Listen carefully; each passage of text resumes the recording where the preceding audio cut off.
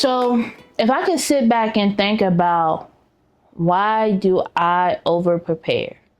What am I trying to prevent? And why am I so afraid that I have a backup plan for faith? And it's really there's no good excuse. Let's start there. There's no good excuse. But for me, my biggest fear is being homeless again. I never, ever, ever want to do that ever again. And I know people will watch this and will say, oh, you'll always have a place to stay. Having a roof over my head and having a home are two different things. Having my own room, having my own bed, having a place where I can lock the doors and say that it is my own is top priority for me, right? Not, well, top priority. When it comes to the things on this earth, the things on this earth is I need my own place. I need my own bed. That is outright. And so, me, if you hear anything about, if you hear anything from me about me preparing for anything, it always ends with, well, I have bills, or I'm going to need somewhere to stay. And let me make it clear, I currently am not struggling financially, thank God. I lost my job and I am in the best financial situation I have ever been in my entire life, even with the job. But there is still a underlying fear that when, now before I even said it, I got convicted, but like when this blessing run out, like that's crazy. That is crazy. Whoa, hit me in my head. I'm said something crazy out of my mouth. When my favor runs out, who ever said that my favor was going to run out? That is, but when my favor runs out, then I am going to need another plan. And so I need to prepare for when I am no longer favored. And as God's child, aren't I always favored? Even if it doesn't look like favor to me. Conviction at its finest. Y'all just saw conviction in whatever K this camera is. 4K, 5K, whatever you're watching, HD. That is conviction in HD because I really live with the mindset that my favor gonna run out, and that sounds stupid. Like, Summer, what is wrong with you? If my favor, when my favor run out, not even if, when my favor run out? Summer, are you cool? Like,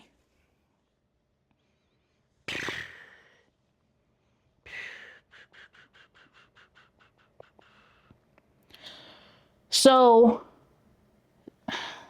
to be, I'm stuck on that. Like, oh yeah, little faith. Like, Summer, what is wrong with you?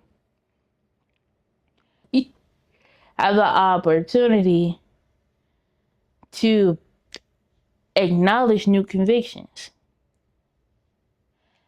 I am over preparing and carrying the weight of over preparation because I think that my favor will run out. And what would life look like if I didn't think that my favor would run out?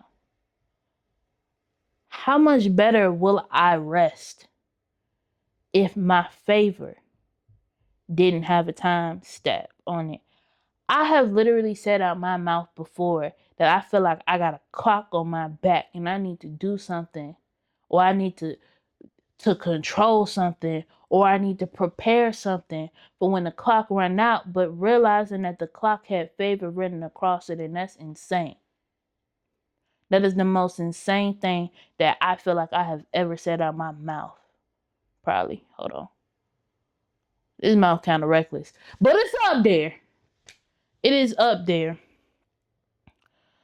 So, yeah. Am I preparing because something actually needs my am I preparing because something actually needs my attention, or because I am anxious? I am preparing because I am anxious. I prepare for everything out of pure anxiety. Believe it or not, I am one of the most anxious people that I know. I am extremely anxious most of the time.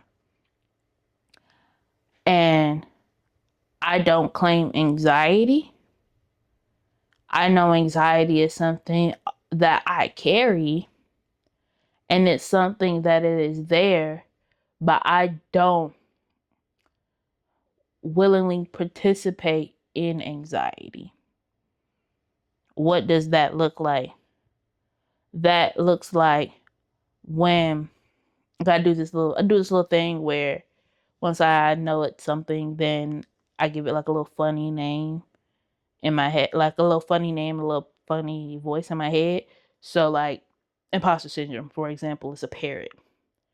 Anxiety is like Stitch. And so I know it's my anxiety because in my head I hear Stitch, right? And it's not chaotic. Please do not put me in grippy socks. Because I don't know if that's normal or not, but it's my normal. But when I hear Stitch, I know that Stitch is wrong, and I don't actively participate in what Stitch is telling me to do. Simple. So when I am preparing so I know this piece, which I didn't acknowledge before, I can now say that it has been anxiety. I am afraid. I'm afraid of being homeless. Simple. I am afraid that if I don't figure out where I'm going to live in March, by January, then there's true possibility that I will never have a place to live ever again. Crazy thing is, I have no reason to believe, no good reason to believe that I won't have a place to live in March. The only reason I believe that I won't have a place to live in March is because I feel like there's a timestamp on my favor. And there's a timestamp on my favor because I'm insane, apparently. And so I am preparing for the inevitable of when my favor runs out. I don't even know what else to say. I have no clue what else to say here. Okay, so I took my break. I took my break. I'm back. Definitely don't want to close like that, but I want to challenge myself and pretty much challenge anyone that's listening. As I said before, I never thought about the woman that I want to be when I'm 30. So, in an effort to release my over preparation, I am gonna sit back and not make a plan. Let's not over prepare what our next decade is gonna look like. So whether you're going into your 20s, or you're going into your 30s, your 40s, your 50s, your hundreds, if you're like 90, I think I got like an 80-year-old or two on here. So if you're about like, if you're about to be 90, then not necessarily what you're going to do, what you're going to have, but what type of person do you want to be that next decade. And if I can think of now, if I look at summer at 30, so you know, come October 2027, I I not necessarily want summer. I want. I'm okay. It's okay to have wants, right? 2027, I want to be fully surrendered, as fully surrendered as possible to God, right? I want to be just confident in who I am as a person and what I say. Like, I want to be able to answer, who am I? Who am I without defining the things that I do? Just who am I? I want to be rid of underlying I want to be rid of, or at least aware of, things from my childhood that show up differently. I want to be sensitive and more kind to those that are around me. Um and yeah, who do I want to be when I'm 30? Who who am I now? I don't know. I'm just a girl. But when I'm 30, I want to be more than just a girl, you know? And when I'm 40, I want to be more than who I was when I was 30, you know? And if I can stay true to what 30-year-old Summer looks like,